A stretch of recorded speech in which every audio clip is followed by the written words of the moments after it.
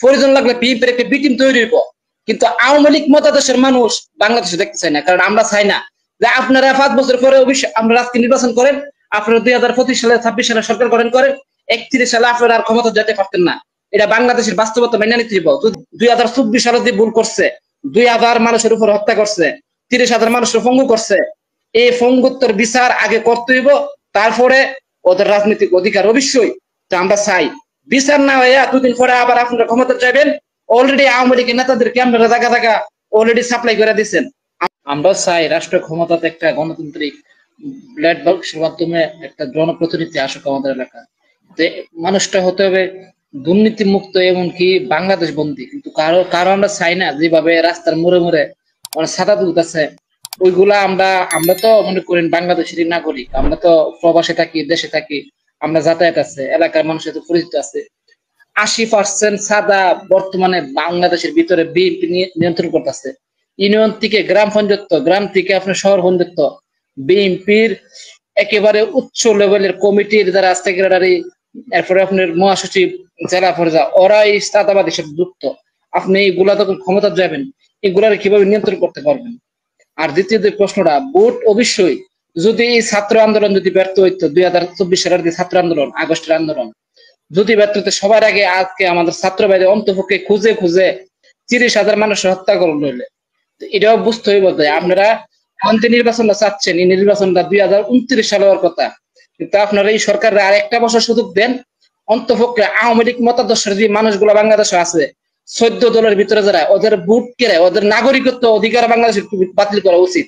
ওরা 1971 সালের পর থেকে বাংলাদেশের ভিতরে যা করছে, 1975 পর্যন্ত, 95 থেকে 2001 সাল পর্যন্ত যত হামলা নির্যাতন সাধারণ বাংলাদেশের মানুষ করছে, ওদের কোনো নাগরিক অধিকারী দেওয়া উচিত না।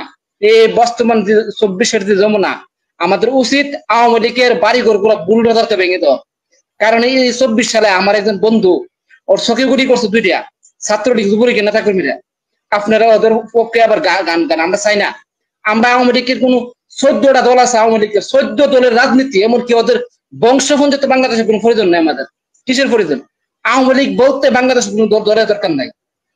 এরা বৈষম্য বিরোধী আন্দোলন, ছাত্র আন্দোলন আছে না, প্রয়োজন লাগলে বিএনপির একটা বি টিম তৈরি হইব। কিন্তু আওয়ামী লীগ মতাদর্শের মানুষ বাংলাদেশে দেখতে চাই না, কারণ আমরা চাই না যে আপনারা 5 বছর পরে অবশ্যই আমরা রাষ্ট্রীয় নির্বাচন করেন, আপনারা 2025 সালে 26 সালে সরকার গঠন করেন, 31 সালে আপনারা আর ক্ষমতা যেতে পারতেন না। এটা বাংলাদেশের বাস্তবতা মেনে নিতে হইব। যদি আপনার বিরুদ্ধে কলা গাছও দ্বারা পরবর্তী যখন মানুষ পাবলিক যখন ভোট দিব, এই ভোটে যেই দ্বারা পরে সরকার গঠন করবো, আপনারা আওয়ামী লীগের সুযোগ দিবেন। 31 সালে বৈষম্য বিরোধী যারা নেতৃত্ব দিছে, বিএনপির বা যুব দলের বা যারা জামাতের ছাত্র শিবিরের বাইরে, গড় থেকে খুঁজে খুঁজে মারবো। বুঝতে পারতেছেন না তো? আওয়ামী লীগের, যুবলীগের নেতারা, ছাত্রলীগের নেতারা অলরেডি ভারতে, আপনারা আসামে ওরা ট্রেডিং সেন্টার ট্রেডিং নিতেছে, কারে কারে তালিকাভুক্ত করতেছে, জেলা জেলা, থানা থানা, গ্রাম গ্রাম, কারা কারা নেতৃত্ব দিছে, কোন ফ্যামিলির থেকে অর্থ সাপ্লাই দিছে, কোন ফ্যামিলির থেকে খানা সাপ্লাই দিছে, ওদের তালিকা ধরে ধরে লিস্ট করতেছে। আপনারা তো বসে রয়েছেন। নির্বাচনটা ভাই অবশ্যই জরুরি, আমরাও চাই। কিন্তু আমাদের যে প্রশ্নটা, এই লোকগুলা যারা ভারতে গেছে, আসিফ নজরুলের কাজ কি? আসিফ নজরুলের কাজটা কি? ওনারে যে আপনারা বসায় রাখছেন, ওনার কাজটা কি? ওই যে সুন্দর সুন্দর বান্দর যে আনিসুল হক, ওরে আপনার খাওয়ান আর ভালো ভালো টিভি সাপ্লাই দেওয়া, তা তো না। আসিফ নজরুলের কাজটা কি? ও 2 দিন পরে পরে আওয়ামী লীগ নেতা কর্মীর এয়ারপোর্ট দখলে দেখা, ওর কাজটা কি? কাজটা কি ওর? ও সম্পূর্ণ সুযোগ সুবিধা আওয়ামী লীগের নেতা কর্মীরা দিচ্ছে। জেলখানা যান, আপনি জেলখানা গিয়ে দেন, আওয়ামী লীগের মনে হয় না ওরা যে জেলখানা আছে। আর আমাদের ইমা সম্মানিত আলেমদের গরিব আইন্দা গুরুর মতো জেলখানা থেকে কোর্টের মধ্যে তুলছে, আমরা দেখি নাই? ওদের আওয়ামী লীগের প্রতি কোনো শ্রদ্ধা নাই। যারা আওয়ামী লীগকে সমর্থন করবো, সামনে আমরা ওদেরকে বয়কট করবো। কারণ আওয়ামী লীগ একটা এমন একটা দল, বা একটা বাচ্চা, মাত্র 3 মাসের বাচ্চা শিশু মার দুধ পান করতে দেয় নাই এই আওয়ামী লীগ নামে এই জঙ্গি সংগঠনটি। আর দেখেন না ভাই, রিপোর্ট ইন্টারন্যাশনাল রিপোর্ট আছে ভাই, আপনারা একটু মাথাতে রাখেন। এগুলাতে করছে, এগুলা কোন মানবতা, মানুষহীন করতে পারে কিনা? এ ভাই একটা মানুষ, দুধের বাচ্চা, 3 মাসের বাচ্চা, ওর মারে নেয়া জেলখানার ভিতরে দুধ পান করতে দিছে না। এই আওয়ামী লীগের পক্ষ যারা কথা কইব, ওদেরকে আমরা কোনোদিন রাষ্ট্রীয় ক্ষমতা দিই? অবশ্যই ওদের ভুল, ওদের রাষ্ট্রীয় ভাবে, ওদের দলীয় ভাবে জাতির কাছে মাপ চাইতে হবে। এই গণহত্যার বিচারের পরে জনগণের, বাংলাদেশের মানুষ ঠিক করবো যে ওদের কি মানুষ কি চা কিনা। যদি চা, অবশ্যই ওরা আসুক, কিন্তু আসতে হবে ভুল 2024 সালে যে ভুল করছে, 2000 মানুষের উপর হত্যা করছে, 30,000 মানুষের পঙ্গু করছে, এই পঙ্গুত্বের বিচার আগে করতে হইব, তারপরে ওদের রাজনৈতিক অধিকার অবশ্যই তো আমরা চাই।